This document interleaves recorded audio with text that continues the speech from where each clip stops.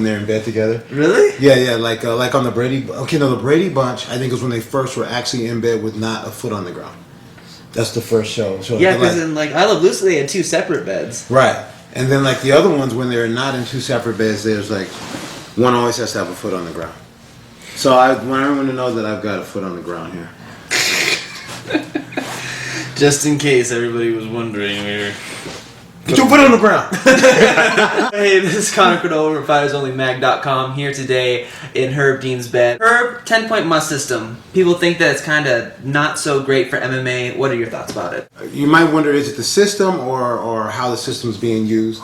But there is another system. Doc Hamilton has a system where he uses a half point, and people are starting to look at that. He also uses a 4th judge as a judge for strictly tallying technical merit, and has a list of techniques where you're getting credit for and how much credit you're going to get for each of those. And what he's using that is he's judging fights kind of in a shadow system and seeing if the outcomes would be different, and seeing if there are outcomes that people would agree with more or more accurately reflect what's going on. What's happening is that there are people giving the 10-9s for different things. The same score is resulting in a different amount of work, and that's what we're trying to avoid. So is it almost like there's too much of a gray zone where people's different backgrounds will maybe make for different outcomes of fights? Like somebody comes from a kickboxing background, they'll favor this more. Just things need to be more black and white as far as the way they should be scored. There's that. Also the fact that someone who barely eked out a round maybe by 1 exchange is getting the same credit for when someone solidly beats someone throughout the round without it being a 10-8. Whereas a 10-8 is damage and domination. Someone has been dominated throughout the round and damaged. Whereas a 10-9 would be someone lost out on each of the exchanges to the round, but he was still in the fight. You got a couple cool things going on right now, Herb. Talk to us a little bit about your referee school. Herb Dean Referee School, MMA Refereeing School, MMARS, MMA Ref School, and I've done different seminars teaching refereeing and judging. We're really excited about it right now. Is that the athletic commissions are starting to try to come up with some consistency and some training, and if you have a curriculum, it's not just anyone claiming to train officials. If you have a curriculum, it needs to be submitted and reviewed, and before you get the stamp of approval from the ABC. And so that's what I'm doing. I'm doing my first seminar with my new curriculum that's ABC approved, and it's going to be in California. It's a 1-day seminar for each of them. 1 day for judging, 1 day for refereeing. It's not rocket science, but there are a few things you need to know if you're going to be judging or refereeing MMA. You want to make sure you understand all the unified rules. You want to make sure you understand the criteria and how we use the criteria, and the different bout outcomes and mechanics in the ring. And then we're just going to discuss a lot of the different things. And it's a good thing. It's hopefully we can get some consistency and everyone being on the same page. I think 16th and 17th. Yeah. So that weekend we're going to be in Pasadena, California, at the Fight Academy. Herb Dean Referee School. That's what it's going to be. You got to check it out. Something else that you got to check out is it's not Herb, but it's Herb's alter ego. You got to check out on Twitter. Oh. Okay, I'm not going to tell you about that, but you know, there's a guy. There's some funny There's a lot of funny things that happen on with the social media. But they're not Herb. They're not me. There's a guy who's me right now on MySpace. No, it's a Facebook.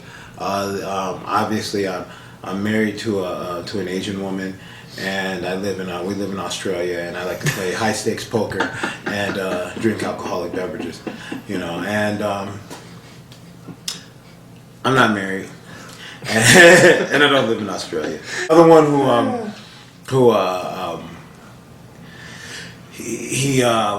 what's his thing? Smoking the Yeah, he smokes the herb, and he makes commentary while after he smoked herb, and it's pretty funny.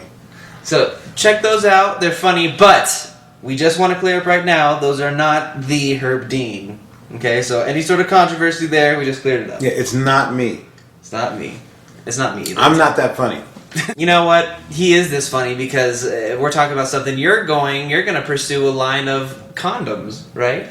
For ultimate safety and protection. That's true. Black glove. Black glove. Can you tell us a little bit about black glove?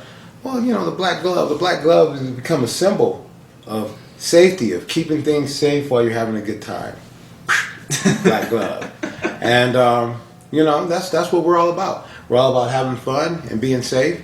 And we're all about supporting products to help you do that. That's right. It's to prevent premature stoppage. Yeah, that's right. That's right. Black glove. So your dog, unfortunately, I know if my dog ever got stolen, my mom would have like a hissy fit. She'd almost die. She'd probably run around. She'd throw me out of the house or something crazy. She'd just freak out. But your dog got stolen. What happened? Well, I had a neighbor that maybe didn't have the best boundaries in the world. And I have a dog. My dog's really cute. Her name's Dakota. She's real friendly. And she brought her daughter's dog over. They wanted to play with my dog. And I think it's always a good thing for your dog to get socialized, have visits and play dates with other dogs. And then one day I came home, my dog was gone. And I just knew that those people couldn't have taken my dog. But I didn't know exactly where the daughter lived. I searched all over for my dog. I was at the Humane Society, police report, the whole shop. My dog was returned the next day, and I was livid. They had come and taken my dog. Wait, hold on. So her daughter's boyfriend, yeah, I know, stole your dog for an indefinite play date? Yeah, for an indefinite play date. What happened is they had decided that they weren't the dog. My dog's cute, I can understand that. But I think what happened is they got drunk, and while they got drunk, the plan cracked, and they just decided to go ahead and put it into action. All right. Yeah. You're pretty fast, right? No, I don't know what I'm built for either, but I got wheels. So, if we were to have a race... I would win. Really? Yeah. But you know how this came up is my son's running cross country, and he has a faster 3 miles than I do now. And it's crushing. It's crushing. Are you training up? I'm going to train up because I'm not going out without a fight. So we're actually we're setting a race date. We're going to race around the Rose Bowl, and I'm training. You got to call me when that happens. Okay. Yeah, so we got to record this. So you can just see me go all the way down in flames. Just Herb Dean's going out in a blaze of glory. Yeah, it happens. He's 16. He's got to stop the younger generation right now. But we got to be there to see it. I'm not going down without a fight. I know he's going to be able to beat me. Next time you come to Denver, it's my house, my altitude. We're going to race. No, I'm not going to race you in Denver. It's too high. It's too high. The altitude. You're okay, so when we go to LA, 30 yards. Then I'll do 30 yards. In 30 yards in Denver. For like the qualifiers, so we can make sure he can beat his son. It'll be easy to beat me. I'll be tripping all over myself. Okay, but I'm training up too. So next time we come out here, we're gonna race. Challenge. It's a challenge. All right. It's a duel. We're gonna do it. I'm Connor. Keep the faith.